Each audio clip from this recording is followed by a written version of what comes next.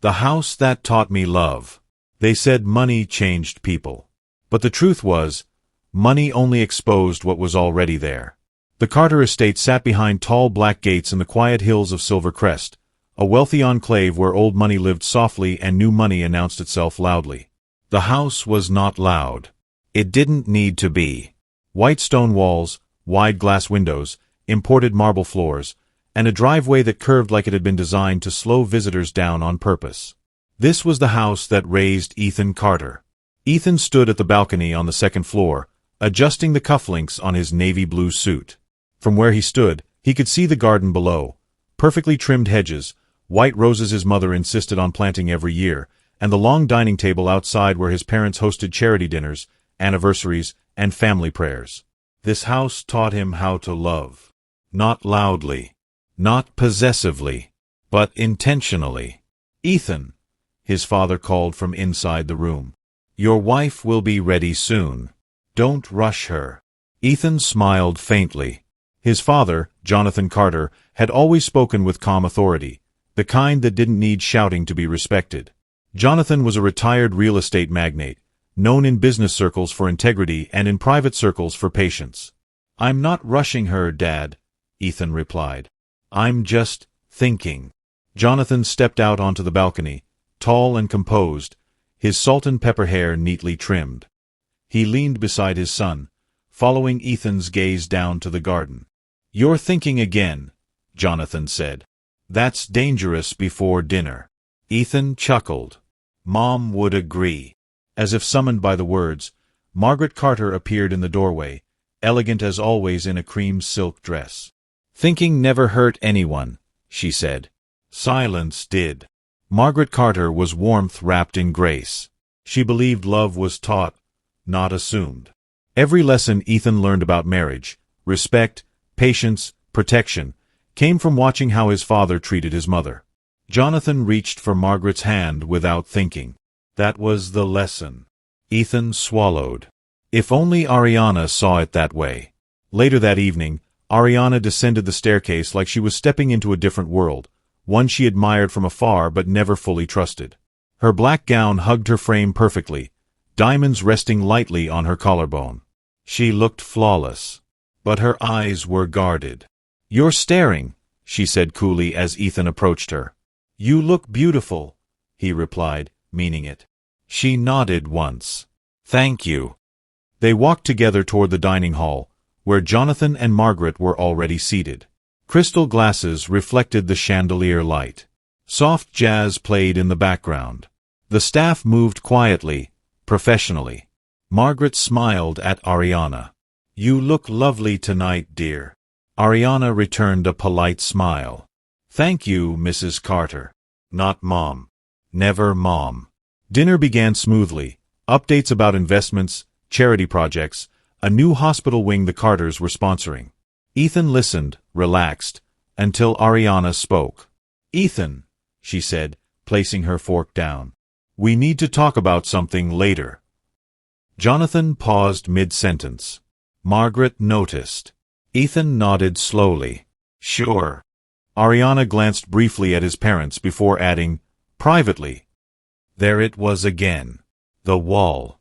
After dinner, as the parents excused themselves, Ariana turned to Ethan, her voice low but sharp. "I feel like every decision we make somehow traces back to them," she said. "The house we live in. The values you insist on. Even how you correct me sometimes. It sounds like your mother." Ethan frowned. "That's not manipulation, Ariana. That's upbringing." She crossed her arms. "Or conditioning." The word stung. "My parents taught me how to love you," Ethan said quietly. "How is that a problem?" Ariana looked away, her jaw tight. "Because sometimes it feels like I married them too." Upstairs, Margaret stood by the door, listening without meaning to. Jonathan placed a hand over hers.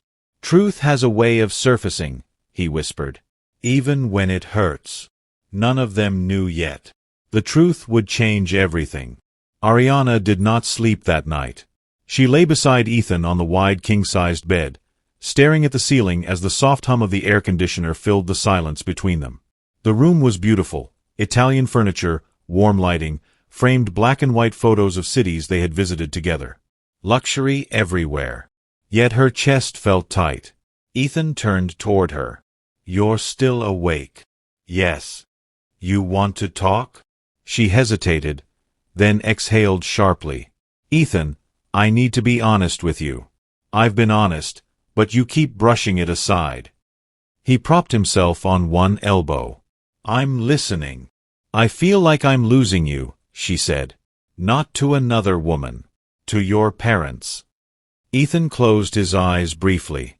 He had heard this before, but tonight it felt heavier. "You're not losing me," he said. "They're my parents.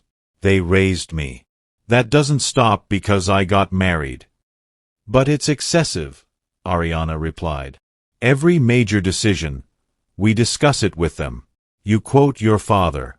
You defend your mother even when she crosses boundaries." Ethan sat up now. "When has my mother crossed your boundaries?" Ariana turned to face him. "She questions how I run the house. She corrects how I speak to staff. She comments on how often we visit my family." Margaret's gentle voice replayed in Ethan's mind. "Dear, the staff responds better to kindness." To him, that was guidance. To Ariana, it was control. "She means well," he said carefully. "That's what scares me," Ariana snapped. "People who mean well often manipulate without realizing it." Silence fell. Ethan felt something crack, not loud, not dramatic, but deep. "You think I'm being manipulated?" he asked quietly. Ariana didn't answer immediately. That pause said everything. "I think you don't know where they end and where you begin," she finally said. Ethan stood up from the bed, pacing. "So what? You want me to cut them off?" "I want you to choose us," she said. "I already did," he replied, turning to her. "I married you." "Then act like it," Ariana said, her voice trembling. "Because sometimes it feels like I'm the outsider in your life." The next morning, Ethan drove alone. His black SUV moved smoothly through the city streets, past glass towers, designer stores, and coffee shops where life looked easy from the outside. He didn't turn on music. He needed the silence. He parked in front of his parents' private office building, 10 floors of sleek architecture bearing the Carter name discreetly at the entrance. Jonathan was already in his office when Ethan arrived. "You look troubled," Jonathan said after studying his son's face. Ethan sank into the chair opposite him. "Ariana thinks I'm being manipulated by you and Mom." Jonathan didn't react immediately. No anger. No defensiveness. He folded his hands. "Do you think you are?" Ethan opened his mouth, then stopped. I'm influenced," he said slowly. "But isn't that normal?" Jonathan nodded. "Influence is not control. Love is not manipulation. The difference is freedom." Ethan looked up. "What if my wife can't tell the difference?" Jonathan leaned back. "Then truth will eventually make it clear."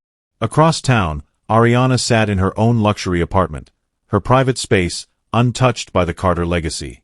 Floor-to-ceiling windows. Minimalist decor. Silence. She was on the phone with her friend Naomi. "You're not crazy," Naomi said firmly.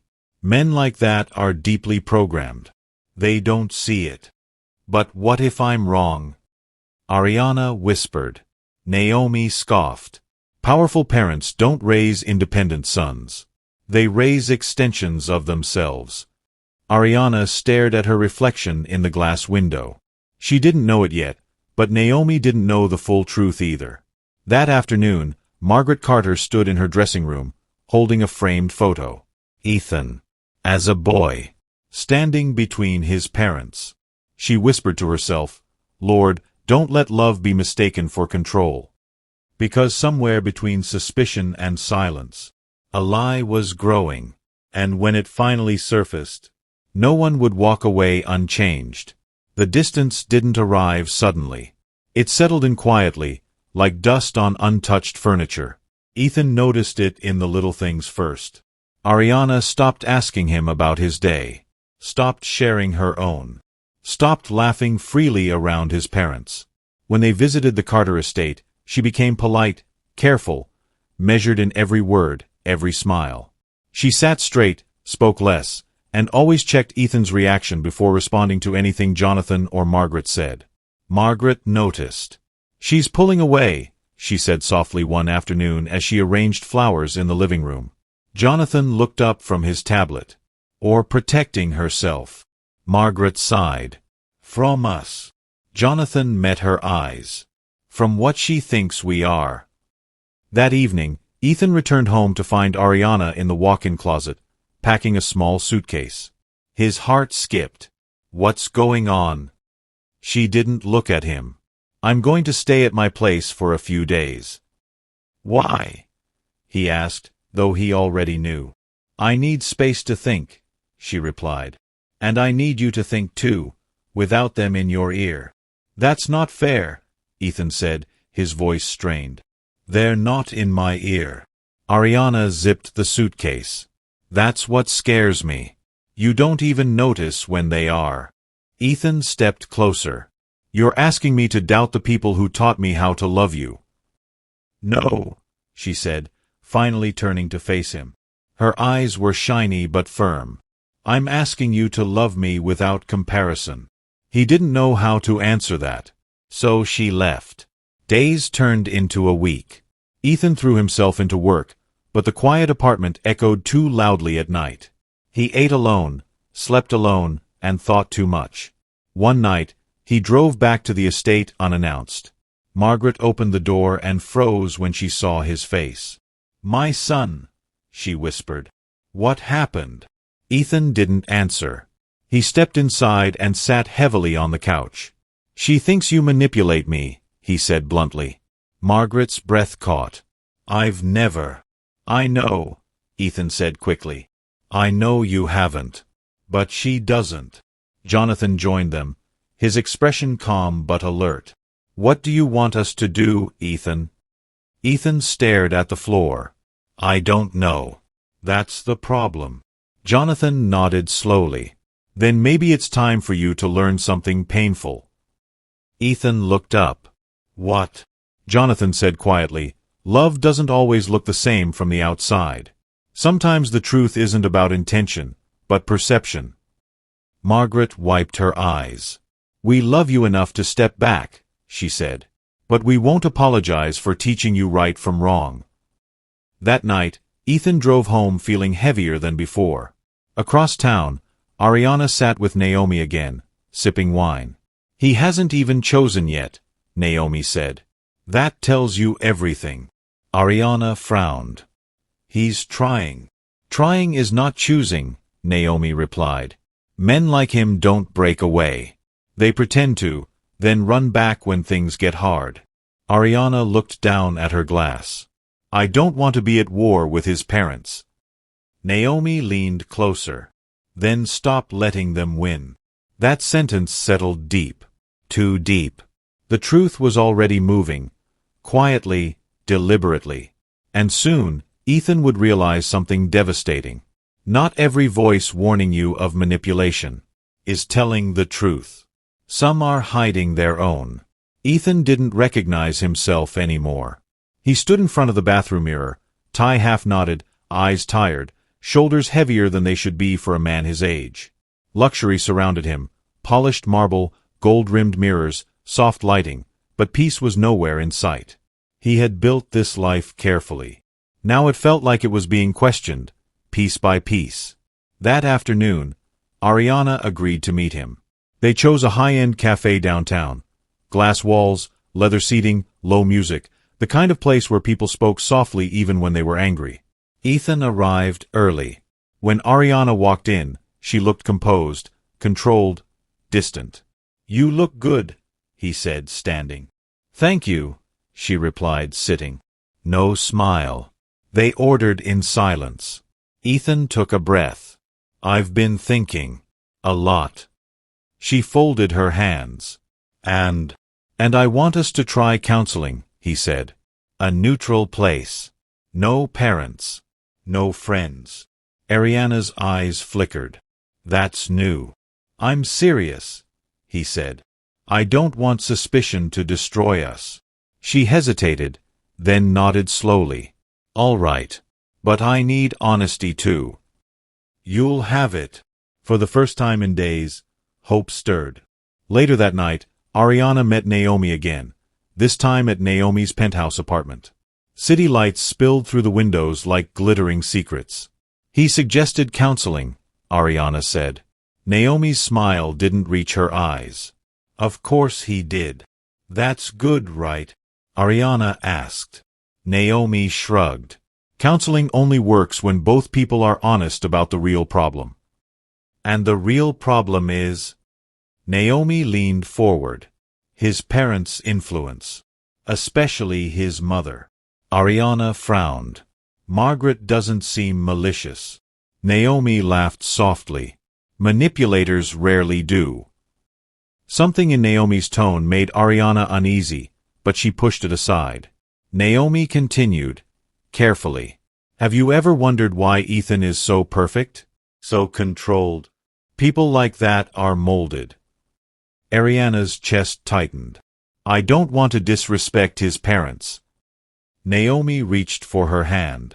I'm protecting you. Someone has to. 2 days later, Ethan received an email. A forwarded message. Anonymous. Subject line.